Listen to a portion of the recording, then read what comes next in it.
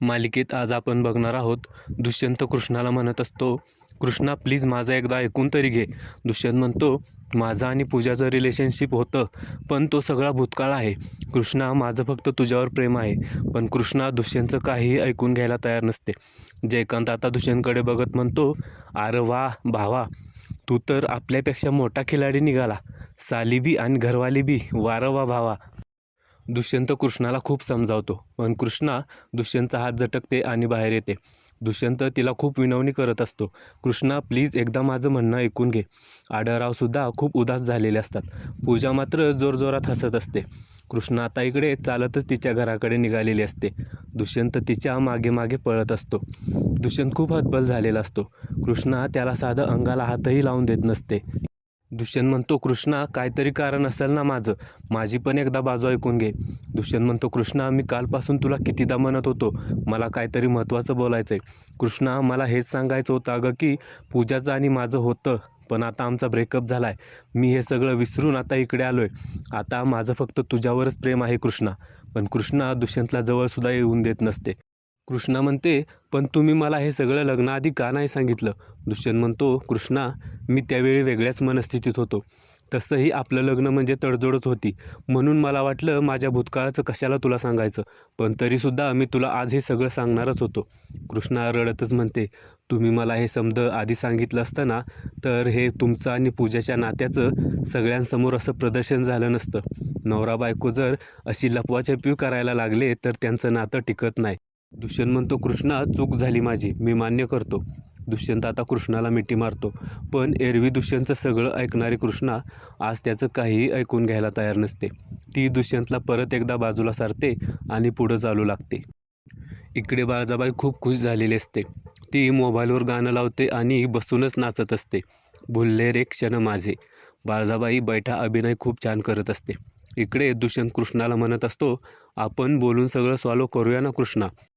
दुष्यंत म्हणतो, मला मान्य आहे, आपलं लग्न झालं तेव्हा मी म्हणत होतो की आपण दोघं कधीच एक होणार नाही, पण आता परिस्थिती बदलली कृष्णा. तुझ्या चांगुलपणामुळे मी तुझ्या प्रेमात पडलोय. माझं खरंच प्रेम आहे तुझ्यावर. कृष्णा दुष्यंतचा हात झटकत असते.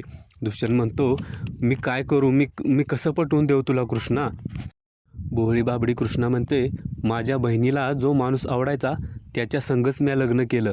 लय मोठं पाप केलं म्या, खरंच लय मोठं पाप केलं, असं म्हणून कृष्णा स्वतःलाच मारून घेत असते. दुष्यंत म्हणतो, ए कृष्णा हे काय करतेस, नको ना असं करू प्लीज. कृष्णा घरी चल. कृष्णा म्हणते, तुम्ही मला हात नाया लावायचा. मला तुमच्याकडून लय अपेक्षा होत्या, पण तुम्ही असं वागाल हे स्वप्नात बी नव्हतं वाटलं मला. तुमच्यासोबत 6 महिने राहून मला जगातलं समद्यात भारी सुख मिळालं. म्या तुमच्याकडनं लय काय काय शिकणार होतो. तुमच्याकडनं इंग्रजी बोलायला बी शिकणार होतो.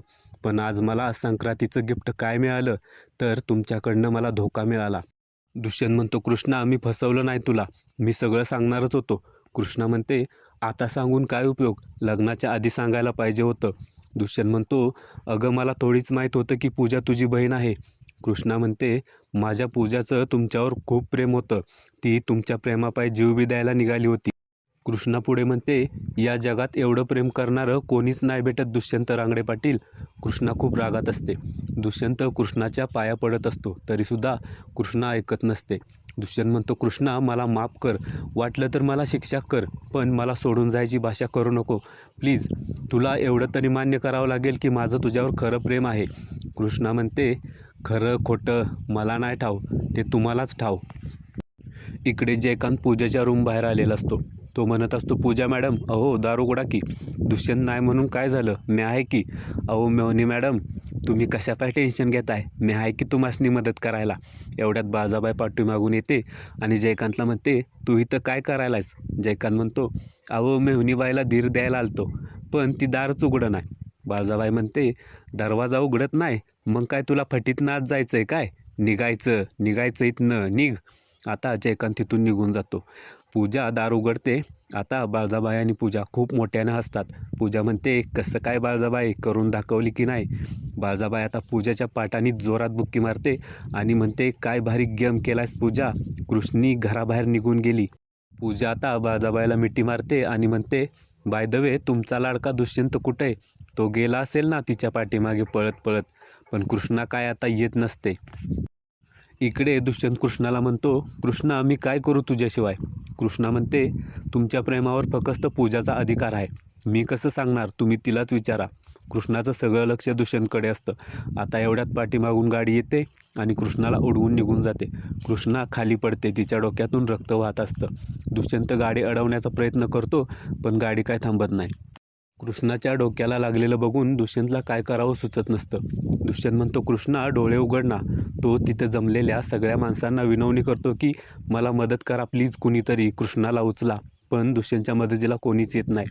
समोर येणाऱ्या प्रत्येक टू व्हीलर फोर व्हीलरला दुष्यंत अडवत असतो, पण कोणीच त्याला मदत करत नाही. दुष्यंत आता तिथे शेजारी असलेला एक गाडा ओढत आणतो आणि त्या गाड्यावर कृष्णाला ठेवतो. आता इकडे बाळजाबाई विचार करत असते, दुष्यंत अजून घरी कसा काय आला नाही. तो कृष्णेची मनधरणी करून तिला घरी तर घेऊन येणार नाही नवं. आता जयकांत आणि मैनावती तिथे येतात. जयकांत बाळजाबाईला म्हणतो, काकीसाहेब आमासनी तुम्हाला काहीतरी बोलायचं आहे. बाळजाबाई म्हणते, कशाबद्दल. मैनावती म्हणते, ती कृष्णेची बहीण आहे नवं पूजा, तिच्याबद्दल. जयकांत बाळजाबाईला म्हणतो, पूजाची दर्दभरी कहाणी ऐकून कृष्णा घर सोडून गेली, पण कृष्णा घर सोडून जावी ही तुमचीच इच्छा होती नवं. जयकांत पुढे म्हणतो, आज घरात जो काय बी तमाशा झाला त्याच्या खऱ्या सूत्रधार तुम्ही तर नाही नवं.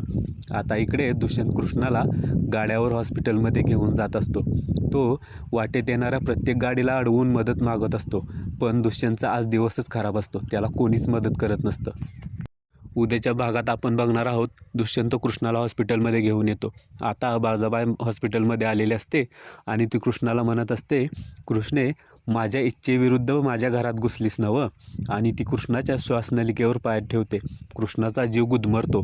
एवढ्यात तिथे दुष्यंत येतो आणि तो म्हणतो, आई आता उद्या आपल्याला समजेल की दुष्यंतने हे सगळं बघितलं की नाही.